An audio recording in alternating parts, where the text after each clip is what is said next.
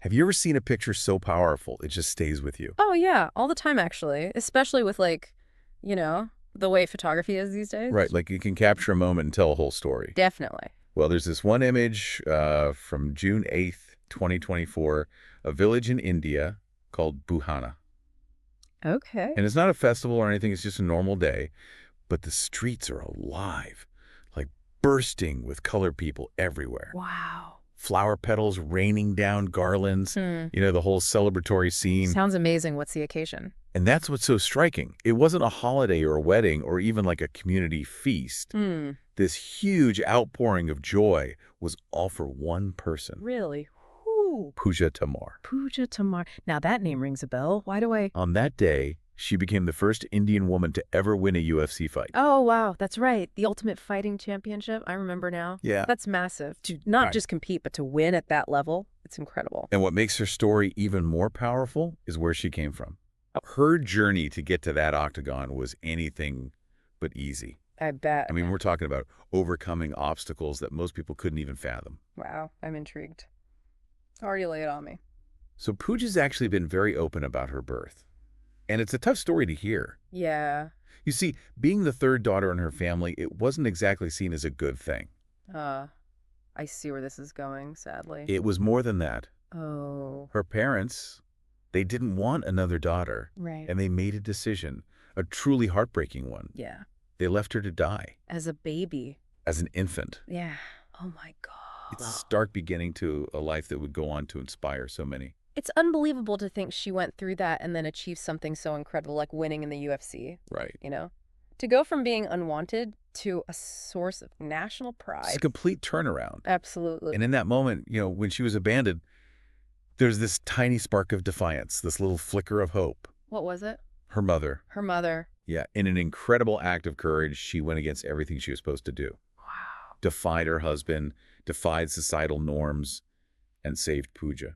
That's powerful. It is. It's like that one decision set this whole extraordinary journey in motion. It really shows you the resilience she had right from the start. Exactly. And that's what we really want to dig into today. Okay, I'm ready. How does someone go through something so traumatic, Hmm. something so deeply rejecting, and not just survive, but thrive? Right, become a pioneer in a sport as tough as the UFC.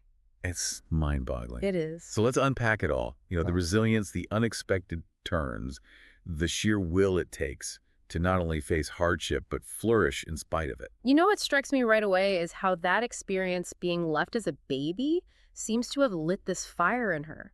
Almost like a need to prove herself. Yeah, exactly, but not in an angry way. Right. More like this quiet determination to show the world what she could do. Like she had something to prove. Absolutely, and it wasn't just about her family, it was bigger than that. It's interesting because you might think her inspiration came from some famous athlete or fighter. Yeah, I'd assume so. But for Pooja, it was Jackie Chan. Jackie Chan, really? Yeah. She'd watch his movies, those old grainy YouTube clips of his stunts and martial arts. I love those. And for her, they weren't just entertainment.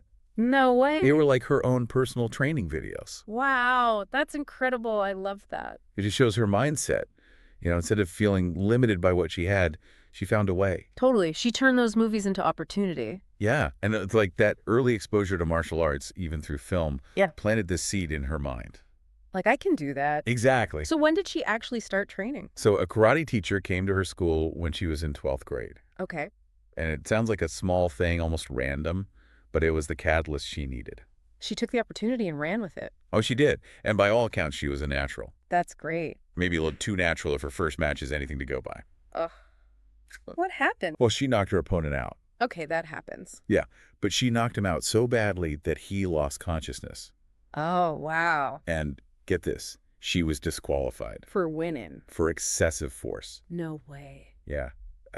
It's almost funny, but it also shows you this raw power she had. This, like, fighting instinct just waiting to be unleashed. Totally. And I think even though she was told that specific competition wasn't for her, Right. it made her realize that fighting was... Like she found her thing. And that self-belief, even after that chaotic first match, feels like a turning point. Definitely. So what did she do next? So she went on to explore other martial arts, got into Wushu. Wushu. I'm not super familiar with that one. It's this blend of combat and almost like an artistic grace. Interesting. Some people describe it as a more dynamic form of kung fu. Okay, I can picture that. And it was her uncle who really helped her take that next step. How so? He got her into the Sports Authority of India in Bhopal. Okay. She spent 5 years there, training in Wushu super intensely. 5 years. That's dedication. It is.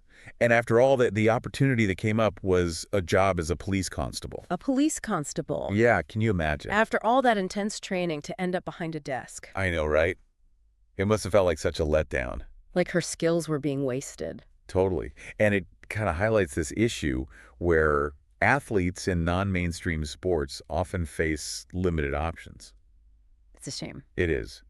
But this actually led Puja to MMA. How did that happen? Well, her sister was studying to become a doctor, Okay. and Puja needed help with the tuition fees. Ah, so the money she'd make from MMA could help her sister. Exactly. It wasn't about fame or anything. It was about family. Wow, that's powerful. Right. To step into a world as unpredictable as MMA with no guarantees just to support her sister's education. It says a lot about her character. For sure. So how did she get started in MMA? Someone in Delhi offered her money to fight. And she just said yes. Yeah, she didn't even hesitate. Wow. That first fight was all about those tuition fees. What a star. Yeah. It's amazing, right? How life can take these unexpected turns. And now look at her. She's supporting herself at the highest level of the sport. And not just that. Yeah. She's actually investing a big chunk of her earnings into her own MMA team. No kidding. Yeah. That's incredible. It really is. Think about it. The woman who was left for dead as a baby is now supporting other fighters. It's a testament to her journey, her resilience, her unwavering spirit. It's pretty incredible. So we've talked about her fighting side, but there's another side to her too. Right. What's that? She's really into art. Art, like painting. Drawing mostly and crafts. Huh? I wouldn't have guessed that. It's this interesting contrast, Yeah, the intensity of fighting and then the calm of creating. It's like she finds balance that way. I can see that. It's like a release. And before her fight, she doesn't pray for victory. She prays for clarity. Clarity. Yeah. That's interesting. It's like she's focused on her mental state. Yeah. Trusting her training and wanting to be fully present in the moment. Makes sense. She's not leaving it up to chance. Exactly. And then came that historic night, June 8th, 2024. Her UFC debut? Yeah, she fought Rayanne Amanda dos Santos, and she fought with everything she had. And she won. She did. It was a huge moment for her, obviously, but also for India. Breaking down barriers. Exactly. It showed the world that Indian athletes can compete and win at the highest level of MMA. The reaction back in Budhana must have been insane. It was pure joy, the whole village celebrating. And her family, they must have been so proud. Especially her mother, the woman who fought to save her life. I bet it was an emotional moment for them. It was, and her sisters, they were her biggest cheerleaders. What about her father? He sadly passed away before he could see her success. No, that's too bad. But you get the sense that she proved something to him, Like she showed him what she was capable of. Yeah, and I think maybe she proved something to herself, too. So what's next for Puja? Well, he's got another fight coming up. UFC Fight Night 254 on March 22nd. Against Shauna Bannon from Ireland. Okay, so she's keeping busy. Oh, yeah, she's ambitious. I like that. There's a story about a Japanese reporter who asked her if Indian fighters could ever achieve anything outside of cricket. And her response, she just smiled. A knowing smile. Because she knew she was proving them wrong. It's like she's challenging those preconceived notions about India and sports. Yeah, it's bigger than just her. For sure. And her ultimate goal, to bring a UFC championship belt home to India. Wow.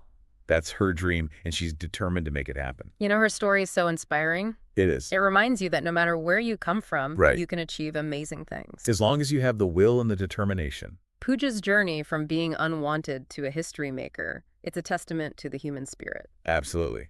So as you think about Puja's story, ask yourself this. Yeah. What challenges are you facing that seem impossible? Right. What limitations are holding you back? Whether they're real or just in your head. Because Puja's story shows us that strength can come in so many forms. And that the desire to prove your worth Can be the most powerful fuel for achieving something truly extraordinary. I love that. Me too. It's a good reminder. It is. Thanks for joining me on this deep dive. Of course, always a pleasure. Until next time. See you then. Bye.